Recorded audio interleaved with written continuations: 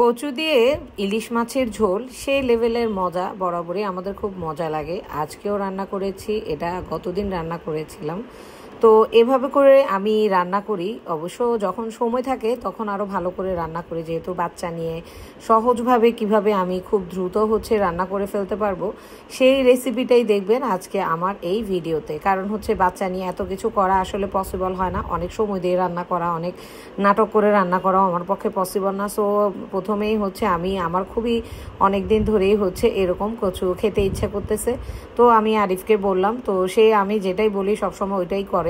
তো এটা আমার জন্য নিয়ে আসছে। আমার কোনো কিছু খেতে ইচ্ছা করলে আসলে সবসময় চেষ্টা করে সেটা নিয়ে আসার জন্য, যেভাবে পারে বা যতটুকু পারে। আজকে না হলেও 2 দিন পরে হলেও নিয়ে আসে। তো এরকম পলিথিন দিয়ে আপনি কচুটা কাটলে আপনার হয়তো হাত চুলকাবে না। তো প্রথমে এভাবে করে ট্রাই করে পরে দেখলো যে এইসব পলিথিন দিয়ে কিছুই হবে না, এসব পলিথিন দিয়ে কিছু হয় না। তো আমি প্রথম দিন নরম যে অংশটুকু সেটাই আমি ইলিশ মাছ দিয়ে রান্না করব। তো আমি খুবই ইজি ওয়েতে রান্না করব, কারণ ওই যে বললাম যে বেবিদেরকে নিয়ে এত কাহিনী করে অনেকক্ষণ দাঁড়ায় দাঁড়ায় রান্না করা হয় না।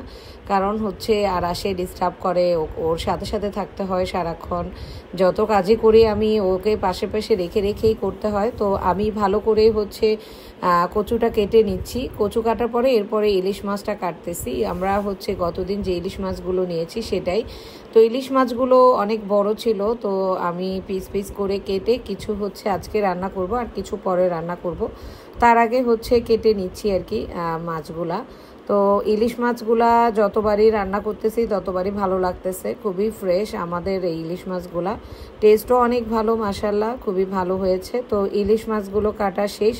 এরপরে ধুয়ে আমি লেজ, মাছের পিস, মাথা এগুলো সব কিছু দিয়ে আমি রান্না করব। তো এর আগে আমি কিছু মাছ আমি মেখে রেখে দিয়েছিলাম, এই জন্য পাতিলের মধ্যে দেখতে পাচ্ছেন মশলা। তো আমি কিভাবে রান্না করতেছি খুবই ইজি ওয়েতে আজকে আমি রান্না করব। ঝাল হলুদ দিয়ে মাছটাকে আমি আগেই ভালো করে কষিয়ে নেব।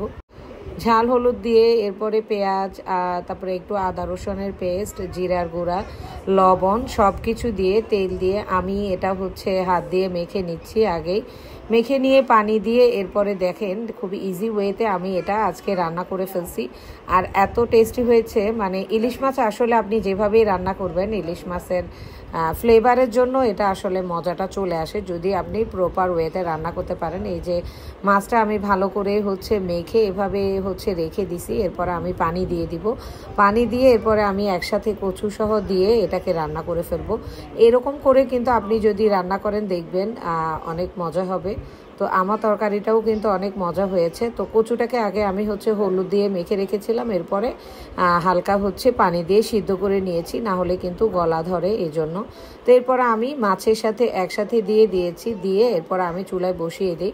কষানো শেষ হলে এরপরে আমি এটার মধ্যে পানি দিয়ে দিই। পানি দেওয়ার পরে এভাবে হয়ে যায়। আগে তো দেখতে